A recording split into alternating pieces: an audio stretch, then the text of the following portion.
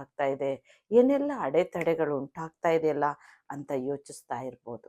ಆದರೆ ಕರ್ತನು ಹೇಳ್ತಾರೆ, ನಾನು ನಿನ್ನ ಮುಂಬಲವಾಗಿ ಹೊರಡ್ತೇನೆ, ನಾನು ನಿನ್ನ ಮುಂದೆ ಹೋಗಿ ದಿನ್ನೆಯನ್ನು ಸಮ ಮಾಡ್ತೇನೆ, ತಾಮ್ರದ ಕದವನ್ನು ಒಡೆದು ಕಬ್ಬಿಣದ ಅಗಳಿನ ನಾನು ಮುರಿದು ಹಾಕೋ ದೇವರು. ಹಾಗಾದರೆ ನಮ್ಮ ದೇವರು ನಮ್ಮ ಮುಂಬಲವಾಗಿ ಹೊರಡುವಾಗ ಪ್ರಿಯರೇ, ನಮ್ಮ ಮಾರ್ಗಗಳೆಲ್ಲ ಸರಾಗವಾಗುತ್ತೆ ಪ್ರಿಯರೇ.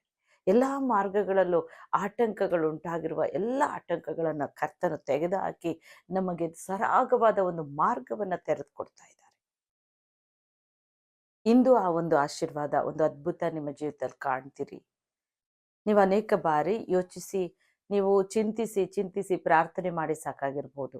ಆದರೆ ಒಂದು ಕಾರ್ಯವನ್ನು ಯೋಚಿಸ್ರಿ, ದೇವರ ಆಲೋಚನೆ ಇಲ್ಲದಕ್ಕೆ ಕೈ ಹಾಕಬಾರ್ದು ಪ್ರಿಯರೇ. ನಾವು ದೇವರ ಚಿತ್ತ ಇಲ್ಲದ್ದು ಬಹಳಷ್ಟು ಅಡ್ಡಿಗಳು, ಬಹಳಷ್ಟು ತಡೆಗಳು, ಬಹಳಷ್ಟು ದಿನಗಳನ್ನು ತಗೊಳ್ತಾ